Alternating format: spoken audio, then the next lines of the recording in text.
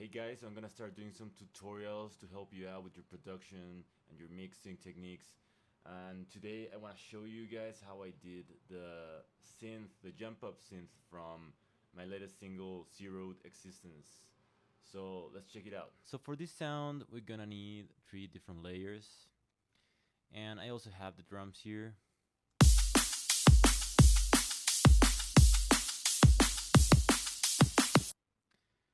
Basically, we're gonna go over the first layer. It's gonna be quite simple. We can modify the sound depending on what we like, but let's try to make the original sound first and then we can modify it, okay? So basically, the first thing we need to do is choose the right wavetables. I use the Juno here, I use this wavetable. Then on this one, I use the basic word, which I'm going to modify later. I'm going to show you how. And this wavetable is going to be 2 octaves down. This is going to be 7 semitones up, so we are always playing fifths. Then we add the sub, even though I'm going to cut the lows here, the low end. The sub helps by creating some harmonics when we distort them together with the other oscillators.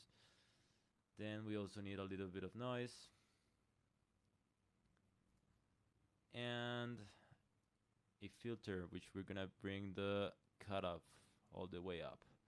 Then we bring down the levels of each of the oscillator, and we're gonna make the filter control modulate each of the oscillators, including the sub and the noise, okay? Then we're gonna set our LFO, and I'm gonna use this shape, which is quite abrupt, but it works well with this sound.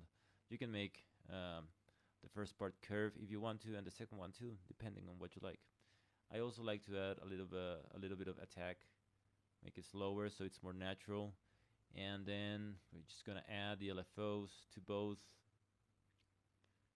oscillators, and then to bring it all the way up, but here in the sub just a little bit, also less in the noise oscillator. Afterwards, we're gonna add it to the cutoff of the filter. I don't want it closing so much, so I'm just gonna add it a little bit.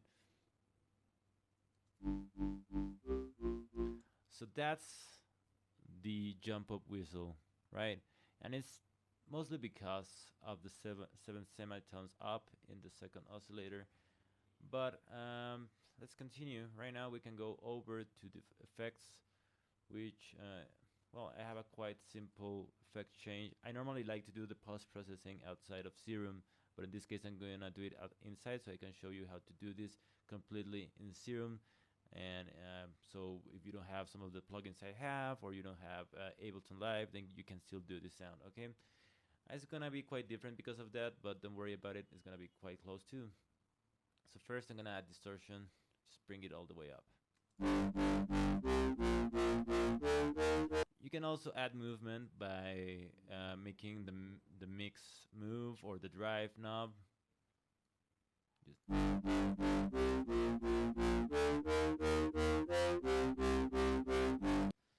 Then we're gonna add some compression. We're gonna turn it into a multi-band compressor. Remember, if you have too much highs, then it sounds digital and horrible, and then if we have too many mids, then it sounds muddy, right? So let's just try to keep it simple here.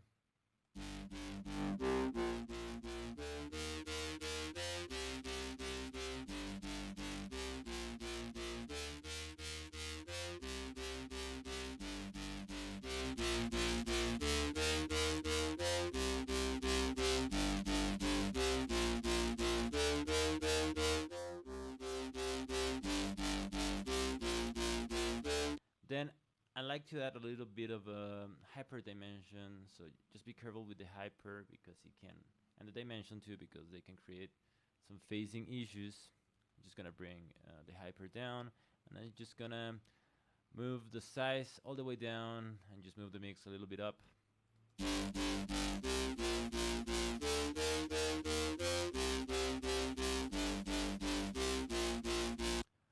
Also, if you would like to make this a little bit more interesting, you can add some strange harmonics by drawing the second wavetable.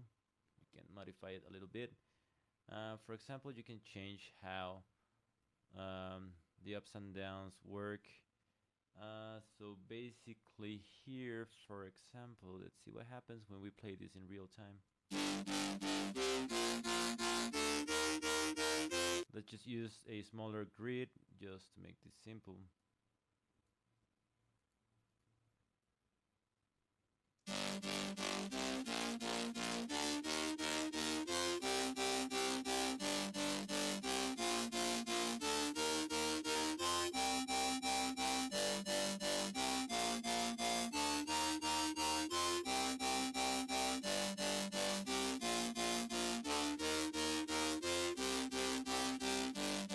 Okay, so that's it for this part of the layer. Maybe you can do add some glide here, and you can choose different types of sub waves, but that's basically it for this part. Now for the next layer, I'm just gonna copy the same serum, right? And we have basically the same preset, but we're gonna change a few things. We're doing this to make the sound bigger and stronger, okay? So the first thing I'm gonna do is I'm gonna change the pitch.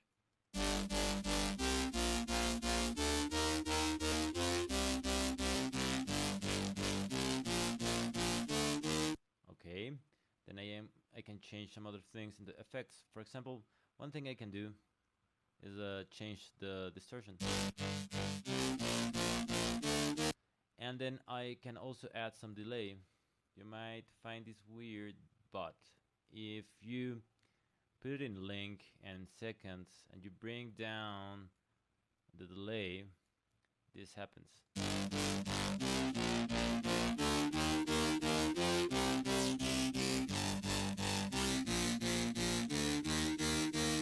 You get that phasing, which is quite nice, and it's just really short. And then the next thing we're gonna do here is I'm gonna add the EQ just to add some frequencies in different parts. Alright, so for example, I'm gonna use this filter, I'm gonna add some gain, I'm gonna open up the bandwidth, and then I'm gonna move it.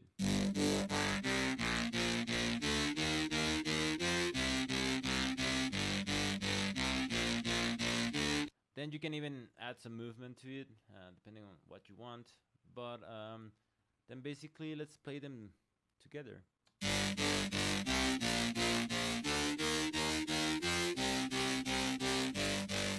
By itself. Together. Maybe it's too much delay.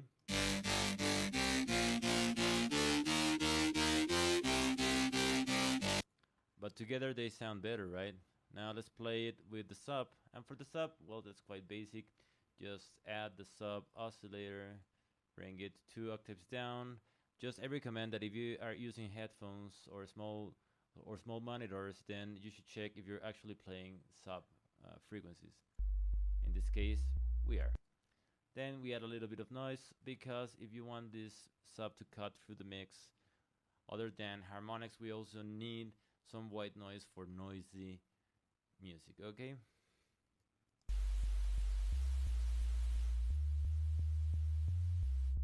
We add the same LFO.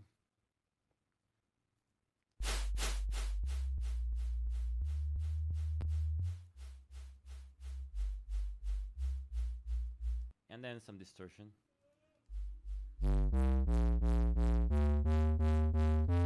And then all together.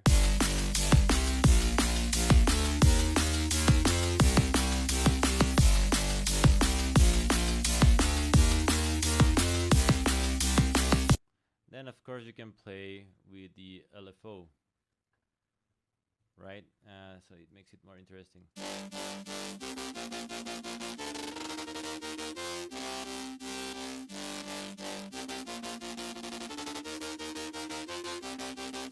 So basically this is it for the video. If you guys liked it, then please like, comment, and share it with your friends, okay? I hope this video helps you with your production skills.